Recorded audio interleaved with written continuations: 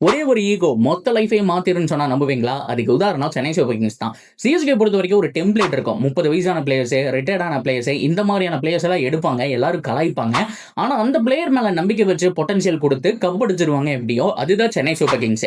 ஆனா ரொம்ப நாள் இந்த டெம்ப்ளேட் உருவாகல. 2022க்கு மேல நெறைய யங்ஸ்டர் கேமா மாறிடுச்சு இந்த ஐபிஎல். நெறைய சின்ன பசங்கலாம் வந்து பெர்ஃபார்ம் பண்றத பார்த்துட்டு, நீங்க எப்ப பார்த்தாலும் இதே டெம்ப்ளேட்ட ஃபாலோ பண்றீங்க. உங்களுக்கு சக்சஸ் குடுத்தது. ஆனா இனிமேல் குடுக்காதுன்னு சொல்லி பல பேர் கலாய்ச்சாங்க. அப்ப கூட கேட்கல.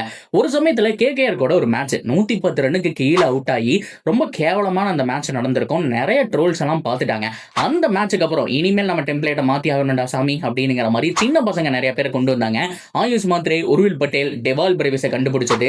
சோ அது மட்டும் இல்லாம ரொம்ப முக்கியமா அன்சுல் கம்போஜுக்கு சான்ஸ் குடுத்ததுங்கிற மாரி பல யங்ஸ்டர்ஸ் உள்ள வந்தாங்க. இந்த சீசனும் ஜடேஜாவ குடுத்துட்டு சஞ்சு சாம்சன அடுத்த 10 வருஷத்துக்கு இருப்பா உனக்கு 30 வயசு தான் ஆகுதுன்னு சொல்லி வாங்கினதா இருக்கட்டும். இது எல்லாமே அந்த ஈகோனால ஸ்டார்ட் ஆனதான் இன்னைக்கு வேற லெவல்ல போயிட்டு இருக்காங்க சிஎஸ்கே.